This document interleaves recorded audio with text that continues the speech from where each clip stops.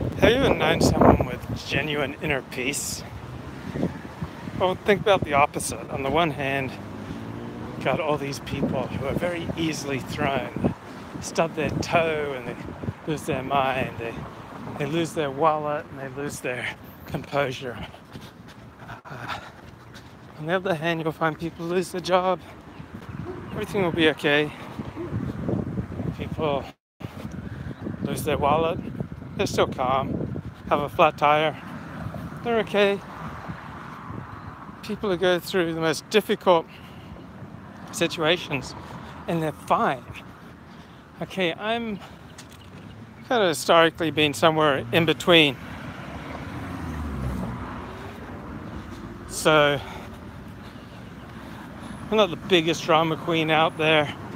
On the other hand, I'm not the living embodiment of inner peace. So I've often had the experience of meeting people who had something that I wanted to have, that inner peace. And I remember from growing up as a Seventh-day Adventist, I hear about the peace that passeth understanding. It seemed very, very Christian.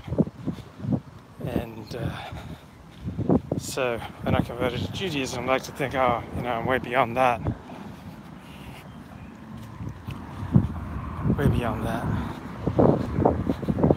And when I was growing up as Seventh-day Adventist, we used to sing this song, "Seek ye first the kingdom of God and his righteousness, and all these things shall be added unto you. Hallelujah, hallelujah." Okay, so right, seek God first, the kingdom of heaven, and then everything else that you want shall be added onto that. So that's kind of how I was raised. I didn't really have a lot of time for that kind of religious mumbo jumbo, that kind of God-centered, faith-centered stuff. I was more sophisticated than that. I wanted to do my own thing. I want to seek kingdom of heaven first of all. I was a player.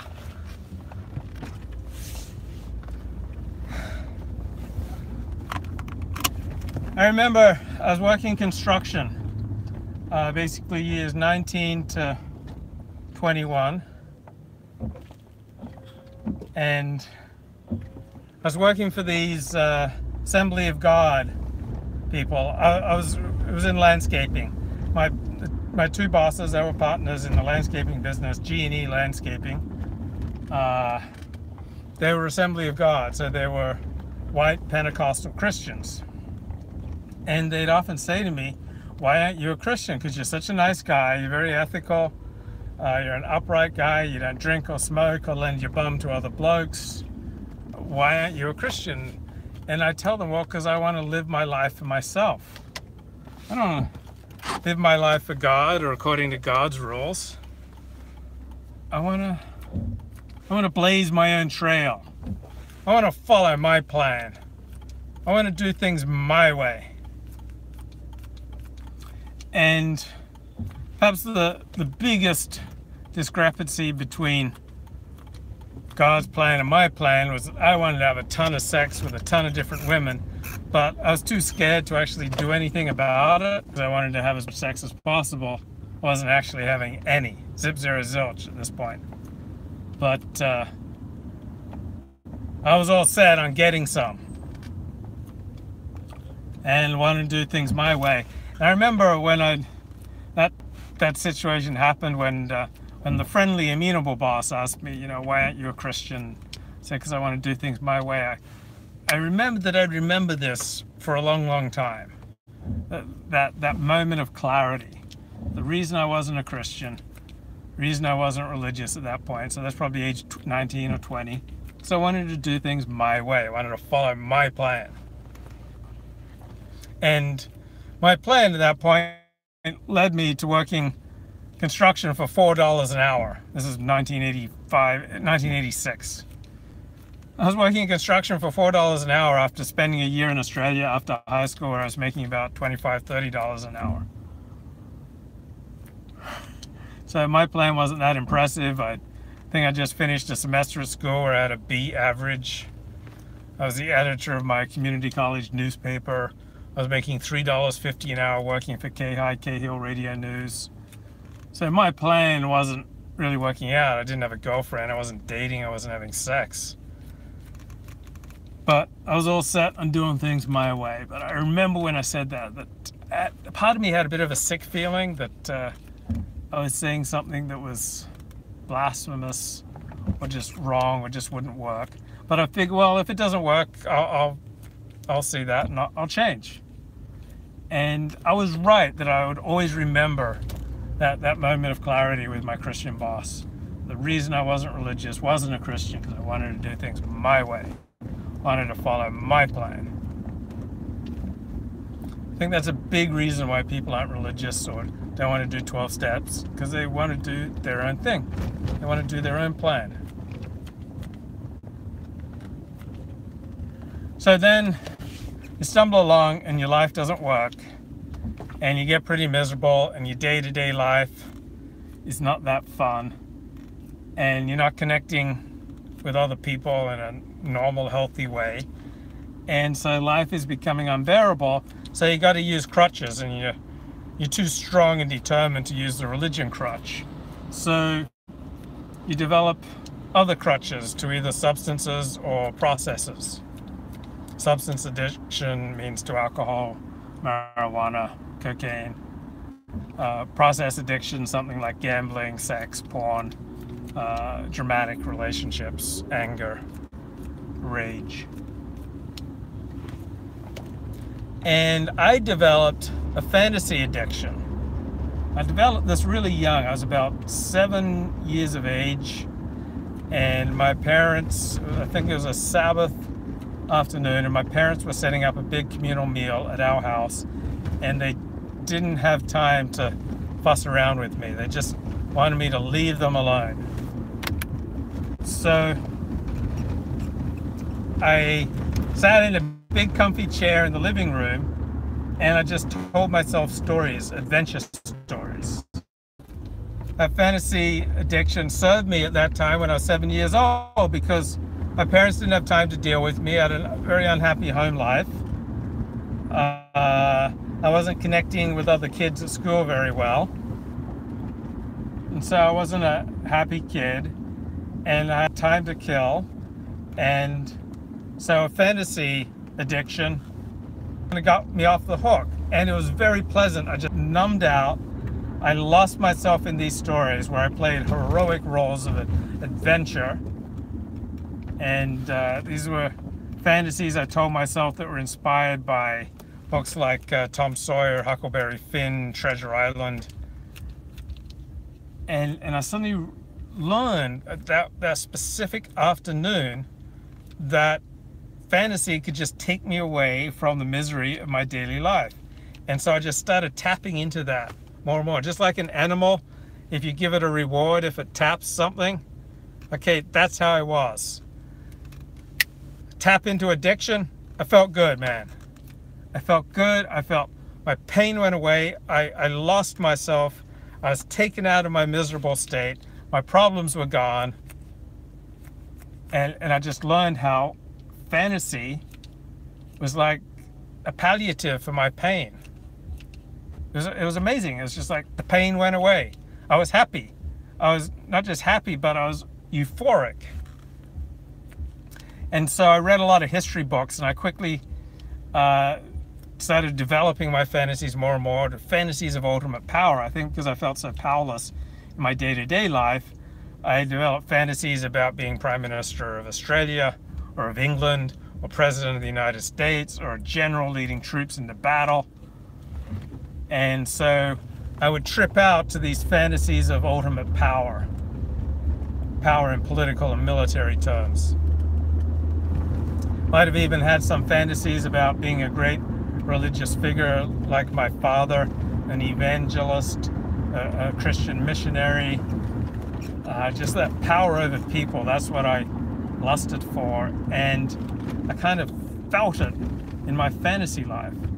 So while my day-to-day life was fairly grim, my fantasy life was becoming increasingly rich and varied. That was all about me and me being wonderful and powerful, but it just kept going and developing in new directions. It made me happy. Anytime I wanted to tap into fantasy, I was guaranteed to escape my misery, feel good, feel euphoric. About age 10 or 11, I became quite interested in girls. And then when I started tapping that in my 20s, I got really interested in women. And I noticed that no matter how miserable my circumstances, when I could be with a woman, that my problems went away. They just disappeared. I felt good. I felt euphoric.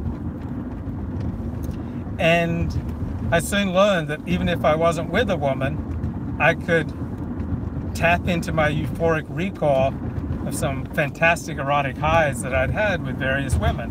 And that was always available to me. So anytime I wanted to lose my pain, I could tap into a fantasy about being president of the United States, or a powerful senator, or editor of the Los Angeles Times. But more often I could remember, oh, remember when we did it here, and we did it this way, and we did it that way. And I just suddenly brighten up. I might be slogging through the day. I had years of chronic fatigue syndrome. I was weak, I was sick, I was bedridden, I was failing at life in every way possible. But when I tapped into my rich fantasy life, my problems just disappeared, my pain was numbed, and I became euphoric. And so I learned to kind of develop my fantasy life for hours at a time. And when I had mundane jobs, I'd often just kind of bliss out to my fantasies. When I was at school, I'd kind of bliss out to my fantasies. When I was in a humdrum social situation, I'd bliss out to my fantasies. And so it was a coping mechanism, and it worked. It got me out of my misery, got me out of my pain, helped me forget my inability to connect normally with other people, helped me forget my inability to navigate the challenges of real life, and I'd just be swept away by my fantasies, which probably after about, I don't know, age 14, 15, were probably at least 50% plus were about sex. And so through my 20s, my 30s, into my 40s, Euphoric Recall, okay, great erotic moments of my past, it was just euphoria, just right there available. I could tap into it any time. Pain go away, frustration would go away, I'd feel good, I'd feel euphoric, I'd feel happy. And so the more my real life sucked, the more I came to depend and rely on fantasy. I remember sometimes I'd publish a great story on my blog, and then I'd go walking down the street muttering to myself, there's a new sheriff in town. There's a new sheriff in town. Look forward, get on your knees, lady. There's a new sheriff in town. And I thought this is like a wonderful coping mechanism. But what started out as a useful coping mechanism became a problem, because I was getting lost in my fantasies. So I wasn't struggling, with my real life, making my real life work. Because let's face it, most of us have mundane jobs. So what would you rather do? Do a mundane task, or while you're getting paid at work, just bliss out to your fantasies? Okay, let's say you're frustrated with your state of your relationships. Instead, you can just bliss out to your fantasies. Let's say you go to the dentist's office, and the dentist is working on your teeth, and it's painful and awkward, and you feel highly uncomfortable, and you want to escape. You don't need Novocaine, you just need Euphoric Recall. And you can think of all of these rational reasons why Euphoric Recall, you deserve some Euphoric Recall. Because I can have some Euphoric Recall within 5 seconds, just fantasy bliss out, remembering wonderful erotic interactions that I've had in the past. Or they could even be imaginary erotic interactions with the secretary in the next office, or the checkout girl at Ralph's, or the barista at Starbucks, or that girl on the other side of the mechitza at synagogue. In fact, there are so many different ways to just bliss out. But what happens is you start living your life around your whole life strategy of chasing erotic highs. And what started out as a coping mechanism becomes debilitating. And you kind of go through life trying to accumulate erotic hits to use into your fantasy life.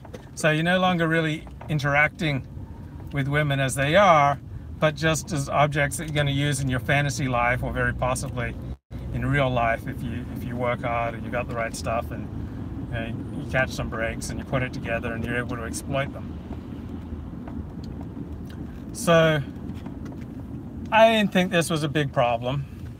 I was taking this writing class, and I was always writing about my very torrid, up and down, passionate relationship with my girlfriend. So this is 2009, 2010. We were always breaking up and getting back together and having hot breakup sex. And one day my teacher challenged me, why don't you write about things from her perspective? So that was really useful. So I'm writing all these stories about my girlfriend's perspective, and that really kind of enlarged my soul. Because when I wrote from my perspective, I would tend to feel aggrieved and, maladaptive daydreaming. Yeah, I remember about 6 years ago, I emailed some members of my family saying, hey, I found a new mental illness that I suffer from, maladaptive daydreaming. I'm always finding these new mental illnesses that I suffer from. So when I write about things from my perspective, it was usually about how I was the righteous one and she, my girlfriend had been rotten to me. But when I wrote from her perspective, suddenly I was no longer the righteous one. She was the righteous one and I was the crazy one. So that helped. That enlarged my soul. And then one day I decided, let's just get down to brass tacks. Let me just write about the scenarios that I find most erotic. And I wrote out 2 scenarios that I found most erotic, and they involved me having power and using psychological power and my power in an imaginary workplace to my therapist, who was gay and the best therapist I ever had, and a goy. And he said, wow, that sounds like eroticized rage. And I'd never heard that term before. But as soon as I heard those 2 words, eroticized rage, I immediately realized they were true. Haven't you ever heard a term that you've never heard before? It's like maladaptive daydreaming or euphoric recall, and as soon as you hear it, you know it's true, you know it applies to you, you know you need to do something about it because it's maladaptive. So I just rushed home and Googled the term. I had about an hour before Shabbat. Wow, that's a pretty blonde, and glasses and long blonde hair, but I'm not going to bliss out. And the more I read about eroticized rage, the more I realized it applied to me. And very quickly I saw that it was a symptom of sex addiction, and that such addictions, they don't get better. They either stay the same or get worse.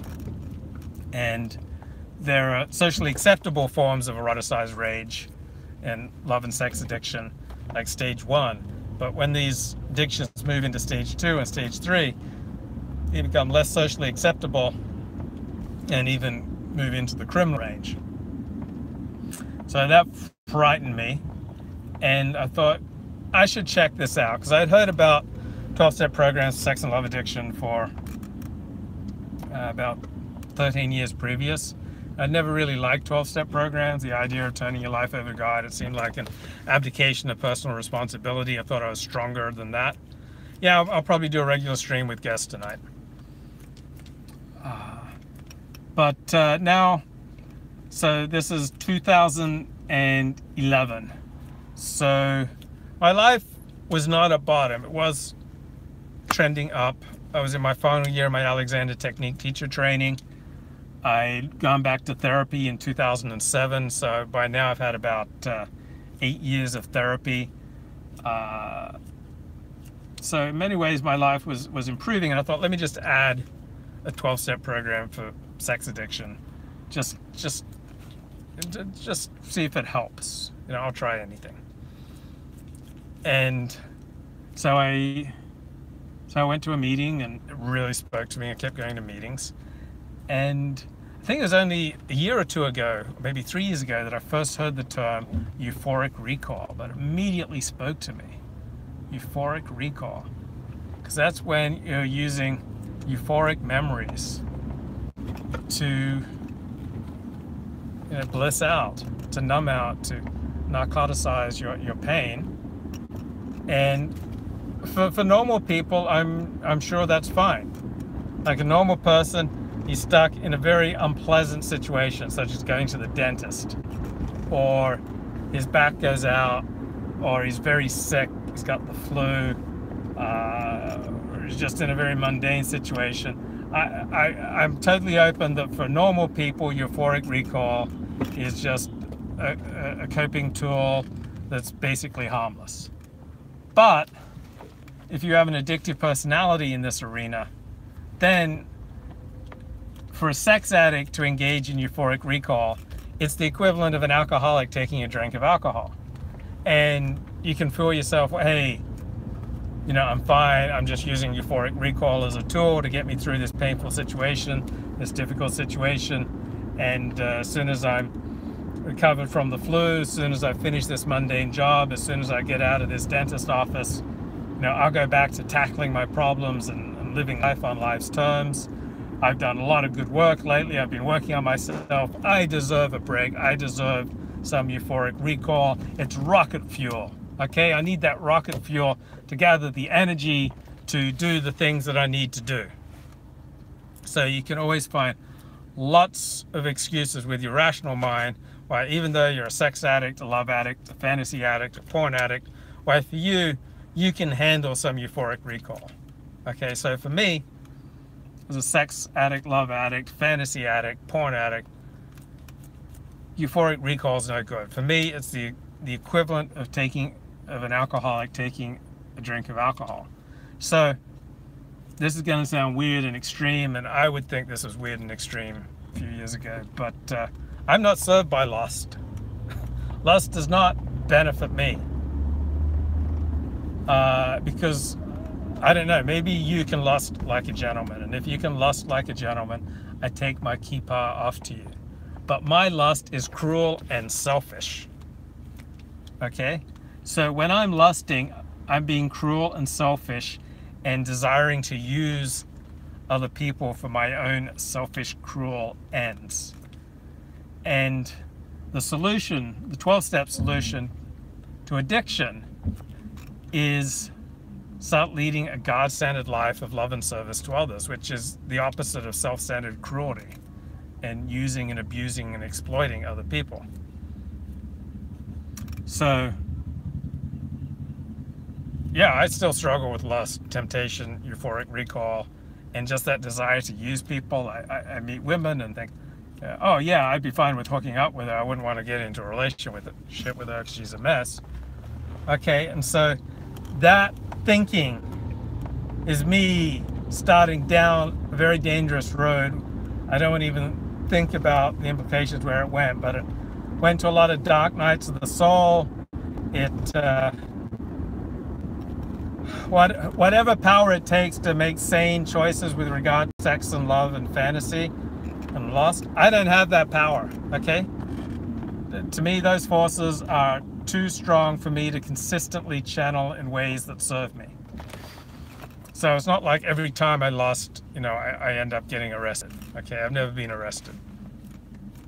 But every time I lust, it is opening up more and more opportunities for me to spend more time in lust, more time in thinking about exploiting and using other people, more time for indulging in cruel and selfish and exploitative fantasies, and it wears those grooves deeper and deeper into my psyche. And so that then spills over into the way I interact with women, the way I talk to men, the way I live my life. I just tend to become a little more cruel, a little more selfish, a little more open to exploitation and using people when I start lusting and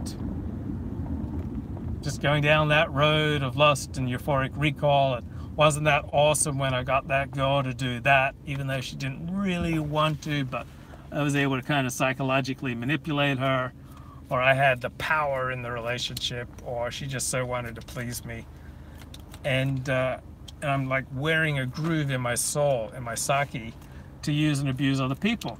Which, like, if you're a normal person, maybe that's not so bad. But for me, that life strategy of using and abusing other people, that life strategy of trying to just get as much sex and attention from women as possible, hasn't really worked out for me. Hasn't really served me.